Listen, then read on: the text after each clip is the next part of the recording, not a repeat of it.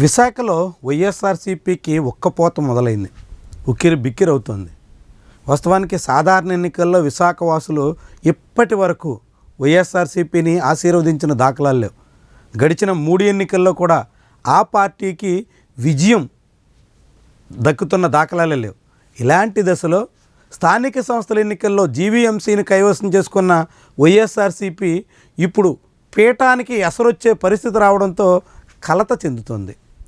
ప్రస్తుతం జీవీఎంసీ మేయర్గా వైఎస్ఆర్సీపీకి చెందిన హరివెంకట కుమారి ప్రాతినిధ్యం వహిస్తున్నారు. ఇప్పుడు ఆమె మీద అవిశ్వాస తీర్మానం పెట్టాలని కూటమి నేతలు చాలా ఆతృతతో కనిపిస్తున్నారు. నిర్దిష్ట నిబంధనల ప్రకారంగా 4 ఏళ్ల గడువు ముగియడంతో వీలైనంత త్వరగా అవిశ్వాస తీర్మానం పెట్టి వైఎస్ఆర్సీపీ నుంచి కుర్చీ లాగేసుకోవాలని కూటమి కార్పొరేటర్లు చాలా ఆతృతతో కనిపిస్తున్నారు.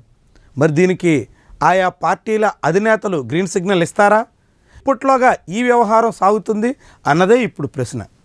ఇప్పటికే గుంటూరు మేయర్పేట నుంచి వైఎస్ఆర్సీపీని అడ్డు తొలగించుకోవడంలో కూటమి పక్షాలు సక్సెస్ అయ్యాయి. మేయర్ కాబట్టి మనోహర్ నాయుడు నేరుగా రాజీనామా చేయిస్తారు. తన మాటకి విలువ లేదని, మేయర్ సీటుకి గౌరవం ఇవ్వడం లేదని, ఇలాంటి స్థితిలో తాను కొనసాగడం ఉత్తమం కాదంటూ ఆయన పక్కకు తప్పుకున్నారు. ఇప్పుడు విశాఖ మేయర్ మీద కూటమి నేతలు కన్నేసినట్టుగా కనిపిస్తుంది. విశాఖ మహానగర పాలక సంస్థలో బాగా వేయాలని ఆశిస్తున్నట్టుగా స్పష్టమవుతుంది. అందుకు తగ్గట్టుగా ఇప్పటికే వైఎస్ఆర్సీపీ కార్పొరేటర్లకి వలపన్నే ప్రయత్నం మొదలైంది. వైఎస్ఆర్సీపీ కార్పొరేటర్లని అవసరమైతే జనసేన లాంటి పార్టీల్లో చేర్చుకుని అవిశ్వాస తీర్మానానికి అనుగుణంగా నెంబర్ సాధించాలనేటువంటి తపనతో టీడీపీ కనిపిస్తోంది. దానికి తగ్గట్టుగానే టీడీపీ ఫ్లోర్ లీడర్గా ఉన్న పైల నాయుడు పావులు కదుపుతున్నారు. ఆ పార్టీ అధినేతతో ఇప్పటికే మంతనాలు జరుపుతున్నారు. పార్టీ అధిష్టానం గ్రీన్ సిగ్నల్ ఇస్తే వీలైనంత వేగంగా వైఎస్ఆర్సీపీ మేయర్ని పీఠం నుంచి తప్పించేసి ఆ సీట్లో పైలా శ్రీనివాసనాయుడు ఎక్కేయాలన్న ఆతృతలో కనిపిస్తున్నారు. దానికి తగ్గట్టుగా వ్యూహాత్మకంగా కూటమి నేతలు సాగుతున్నారు. ఇప్పటికే వైఎస్ఆర్సీపీకి చెందిన కార్పొరేటర్లు పక్క చూపులు చూపుతుండడంతో వాళ్ళని కాపాడుకునేటువంటి ప్రయత్నంలో వైఎస్ఆర్సీపీ నాయకత్వం పడింది. వారెవరూ చేజారిపోకుండా చూసుకోవాలని ఆశిస్తోంది.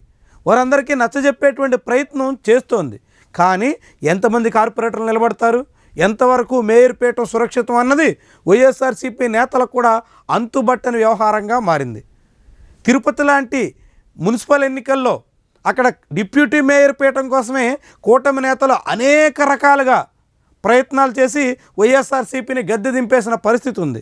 ఇప్పుడు మళ్ళీ అలాంటి పరిస్థితి విశాఖ మహానగరపాలక సంస్థలో రాదన్న గ్యారంటీ లేకపోవడంతో వైఎస్ఆర్సీపీ నేతలు ఇప్పుడు అనేక రకాలుగా ఆందోళన చెందుతున్నారు.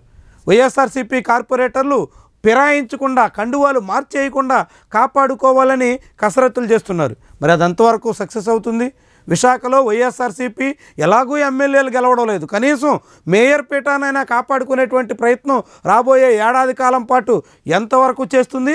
ఎప్పుడు ఆ పీఠాన్ని కోల్పోవలసినటువంటి ముప్పు దాపురిస్తుంది? చూద్దాం మరి.